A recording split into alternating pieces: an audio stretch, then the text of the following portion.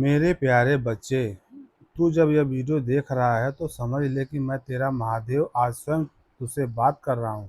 यह कोई कल्पना नहीं, यह कोई सहयोग नहीं, यह मेरा बुलावा है। मैं तुझे अब उस मोड़ पर खड़ा देख रहा हूँ जहाँ तेरी आत्मा मुझे पुकार रही है और मैं तुझे जवाब देने आया हूँ। मेरे बच्चे, पहली बात यह जान ले, अगर तू यहाँ तक पहुँच गया है, अगर यह शब्द तुझ तक पहुँचे हैं तो इसका मतलब है कि मैंने तुझे चुना है। हाँ, तुझसे लाखों में से चुना है, क्योंकि मैं जानता हूँ तू वह आत्मा है जो भले ही टूटी है लेकिन अभी भी सत्य, प्रेम और श्रद्धा से भरी हुई है। तू घबराता क्यों है मेरे लाल, क्यों डरता है उन समस्याओं से जो केवल तुझे मजबूत बनाने के लिए आई है? क्यों हर बार जब रास्ता बंद होता है तू यह मान लेता है कि तेरे लिए कुछ बचा ही नहीं? क्या तू यह भूल गया है कि जो बाबा तुझसे प्रेम करता है वह तेरे जीवन की हर बात पर नज़र रखता है? तू मुझे हर दिन सुनता है ना?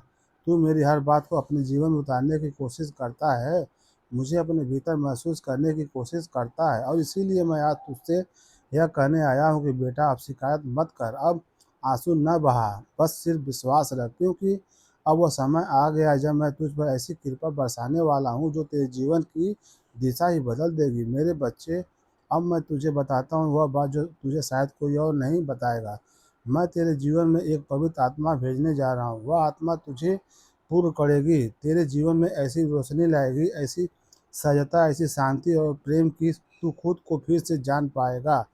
वह कोई आम इंसान नहीं होगा, वह मेरी भेजी हुई होगी। उसका आना तेरे जीवन में एक नया अध्याय होगा। वह तुझे सिर्फ स्नेह नहीं देगी बल्कि तेरे जीवन को दिशा भी देगी। तू अब अकेला संघर्ष कर रहा था लेकिन अब नहीं, अब मैं तेरा संकल्प सुन लिया है, तेरी प्रार्थना स्वीकार कर ली है। और हाँ, अप्रैल का महीना याद रख लेना बेटा। अप्रैल में तुझे संकेत मिलने शुरू हो जाएंगे और तू समझेगा नहीं कि वह सब कैसे हो रहा है। लोग अचानक तुझसे मदद करने लगेंगे। वह काम जो महीनों से अटके थे अपने आप पूरे हो जाएंगे। जिनसे सुने उम्मीदें छोड़ दी थी वही लोग तुझे सम्मान देने लगेंगे, और यही होंगे वह संकेत जो तुझे बताएंगे बाबा की कृपा अब तेरे सिर पर उतर आई है। पर सुन मेरे बच्चे, इन चमत्कारों को देखकर घमंड ना करना। यह मत समझना कि अब आसान हो गया है, यह समझना कि अब तेरी साधना रंग ला रही है, तेरी तपस्या अब फल देने लगी है।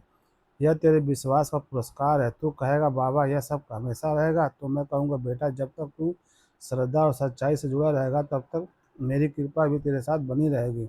मैं तुझसे दूर नहीं जाता हूँ, तू ही मुझसे दूर हो जाता है जब तू अपने दुखों को मुझसे बड़ा समझने लगता है। अब मैं तुझे बताता हूँ एक गुप्त बात, एक ऐसी बात जो सिर्फ तेरे लिए है। जब द्वारका के राजमहल में श्री कृष्ण और मैं बैठकर चर्चा कर रहे थे तो मैंने उनसे पूछा, प्रभु, जब कोई भक्त पूरी श्रद्धा से आपकी पूजा करता है फिर भी उसे कष्ट क्यों मिलते हैं?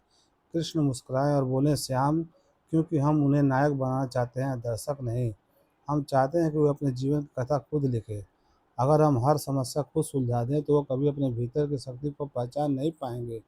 और मैं खाटू श्याम वही सिद्धांत तेरे जीवन में भी लागू करता हूँ। मैं तुझे नायक बनाना चाहता हूँ, मैं तुझे रोने वाला नहीं लड़ने वाला बनाना चाहता हूँ। इसीलिए तू जिन संकटों से गुजरा है वो तेरी परीक्षा नहीं, तेरी तैयारी थी, और अब तैयारी पूरी हो चुकी है। अब मैं तुझे लड़ने नहीं, उड़ने भेज रहा हूँ। अब मैं तुझे हर उस द्वार पर तक ले जाऊंगा जो तेरे लिए बंद था। पर बेटा, जब द्वार खोले तो झुक कर जाना, विनम्र रहना, जैसे तुलसीदास जिसने कहा, जहाँ की रही भावना जैसी प्रभु मूरत देखी बिन तिन जैसी।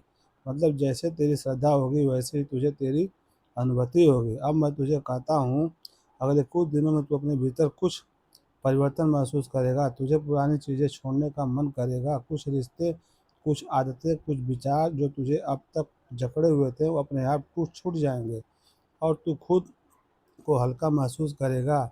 यह मेरा काम होगा, मैं तुझे खोल रहा हूँ, तुझे नया बना रहा हूँ। आज से खुद से एक सवाल पूछ, आज मैं अपने जीवन को बेहतर बनाने के लिए कुछ करूँगा? हर रात सोने से पहले कहा, बाबा, मैंने जो किया वो पूरे मन से किया, अब तुझ पर छोड़ता हूँ। हफ्ते में एक दिन पूरी तरह से शांति से बिताना, मोबाइल, सोशल मीडिया, शोर सब छोड़कर बस अपने भीतर उतर जाना और अपने से महत्वपूर्ण किसी एक व्यक्ति की मदद करना बिना किसी अपेक्षा के। क्योंकि जब तू यह कहेगा तब तू मेरी शक्ति को केवल सुन नहीं रहा होगा, जी रहा होगा। अब तू सोचता है बाबा तेरे जीवन में इतना दुख क्यों है? क्योंकि तू उस भूमि पर खड़ा है जहाँ तू बहुत बड़ा वृक्ष उगने वाला है। जितनी गहराई जड़ों की होती है उतनी ही ऊंचाई पेड़ों की होती है। तेरे दुख में तेरी आत्मा की जड़ें मजबूत कर रहे हैं। तू सोचता है कि तू टूटा हुआ है, पर मैं देख रहा हूँ कि तू बन रहा है।